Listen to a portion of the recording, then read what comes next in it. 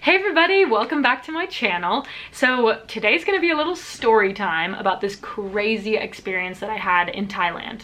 So if you didn't already know, after high school I moved to Athens, Greece, and then I moved to Milan, and then Istanbul, and then back to Milan, and then I decided to make a trip to Southeast Asia. And so I worked with my modeling agency in Singapore for a few months, and then I decided that I was gonna go to Thailand for vacation. I had met a friend in Singapore and so decided to go to Thailand and, explore and spend time with them, and it was really awesome. We stayed in Bangkok and did like the most amazing things. We went on adventures and to beaches, and it was just so fun. I loved every minute of it.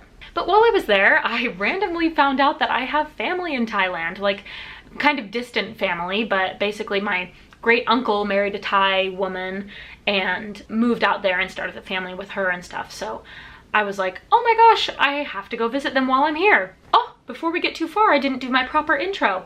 Let's get right into the video.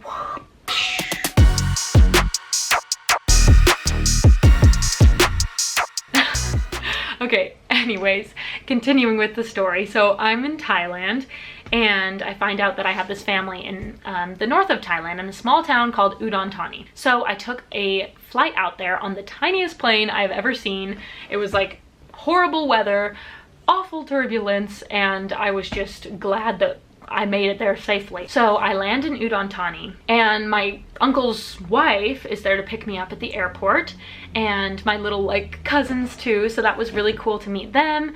And we kind of just drove around the town. We went to some street markets, ate some fun food, did some shopping for souvenirs and whatnot, and they took me to a show with the dancers and everything. It was such a fun time. But then we went home and decided to have some dinner, and while we were having dinner, my uncle's wife tells me that she has a niece who's about my age. And I'm like, oh, okay, cool. And she says, yeah, she's your age and she wants to take you out on the town tonight. And I was like, what? I'm like in this random city that I've never been to before, and I'm gonna go out with this total stranger. And I was just very nervous and hesitant, but eventually I was like, all right. I kind of felt like I couldn't say no. So I said okay, and why not go out and explore a new city, meet some new people. Could be fun. So the niece arrives to pick me up for our night out on the town, and when I say she spoke no English, I mean she did not speak a single word. She didn't know how to say my name is, or hello, or please, or thank you, or any just kind of basic English words. And on my end, I knew very little Thai. I had only been there for about a month, so I learned hello, please, thank you, where's the bathroom, things like that, but I didn't know how to really have a conversation. So I was like, this should be interesting. We can't even communicate. I mean, because I lived in model apartments all around the world, I had lived with girls who spoke very broken English loads of times. One of my really good friends, when we first met, she almost spoke zero English, but she knew at least a little bit. So I'm good at working with people who don't speak great English, but she spoke nothing. So it became clear to me that we were gonna have a very serious language barrier throughout the evening. So we get in her car and it's just silent.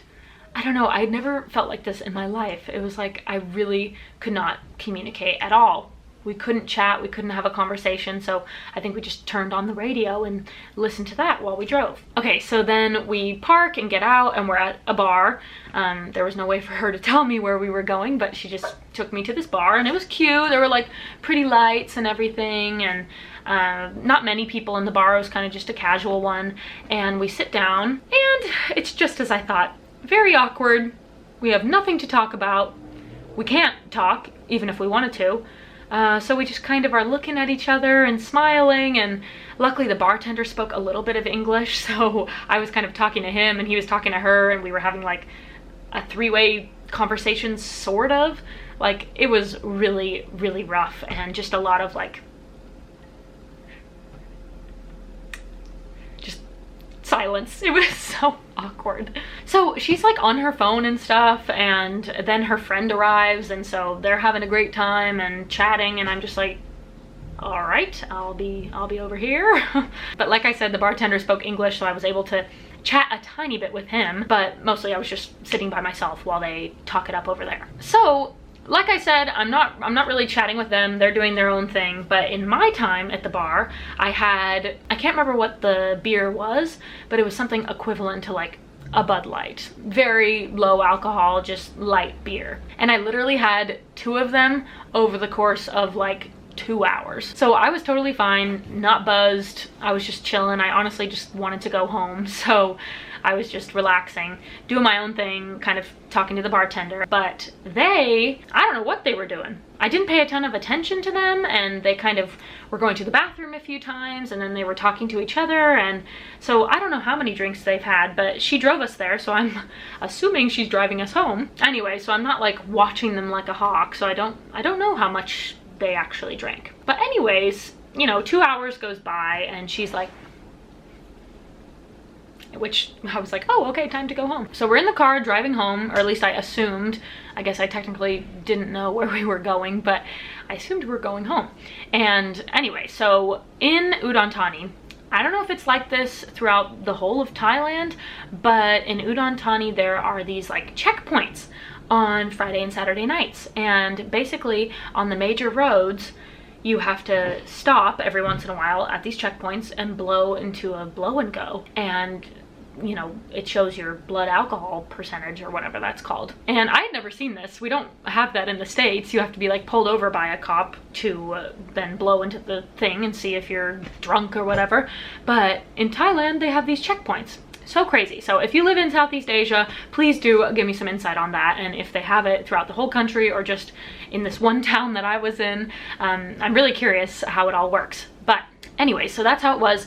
And so we get to one of the checkpoints, and the girl, the niece, blows into it, and you know, they're communicating a little bit. I'm not able to understand what they're talking about because they're speaking in Thai, but eventually, you know, he goes back to his little station, and then he comes back to her, and then he has her get out of the car, and then they like walk away together. And I'm like, what just happened? Now I'm alone in this car in a city I've never been to with people I don't know. What is happening? And basically he takes her into the cop car, and then the cop comes back to me and tries to start talking to me, and I'm like, I don't speak any Thai. And so he goes and grabs a different cop guy, and this cop was able to speak a little bit of English. It was very broken, but he did speak a tiny bit. So he's trying to communicate with me, and he basically tells me that I have to follow them to the police station. And I'm like, okay, you mean like I'm driving? And he's like, yes, like you sit in the driver's seat and follow us to the police station. And I said, well, I've been at the bar as well. I've had a couple of beers. And he was like, how many beers? And I said 2. And he's like, it's fine. And so I was like, okay. So I get in the driver's seat, which by the way was a stick shift, and I had never driven stick shift in my life. I mean, I did have my like 2 little lessons with various friends throughout my life, so I had done it before, but I really did not know how to drive stick shift. So I kind of had to like figure it out as I went.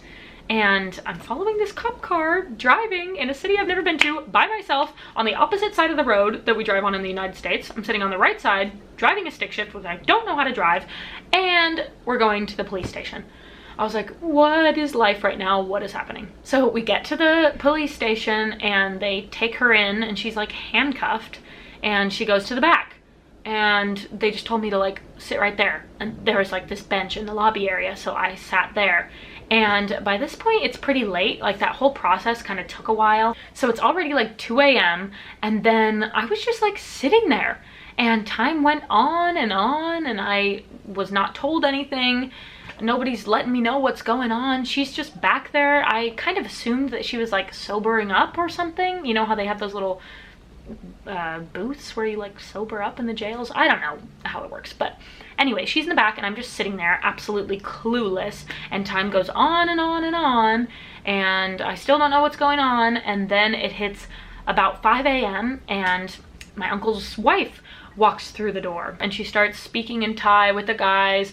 She goes into the back and comes out with the niece, and then she comes over to me and she's like, I'm sorry about this, it's time to go.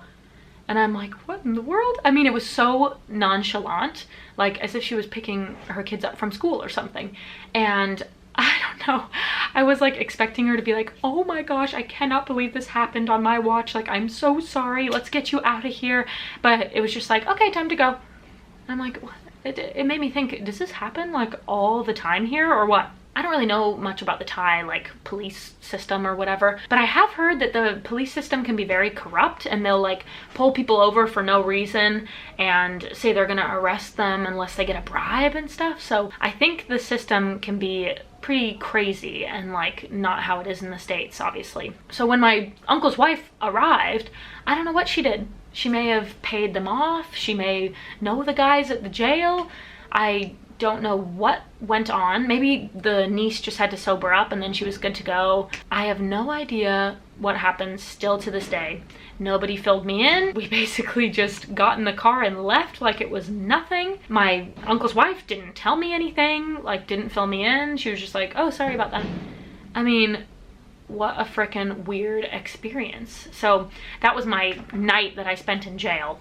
Don't worry, I wasn't the one who was arrested. I wasn't actually in a jail cell, but I did, you know, spend from night until morning in a jail. So that's my night in the jail story. But gosh, that whole thing just makes me think like what actually goes on in the Thailand like jail system.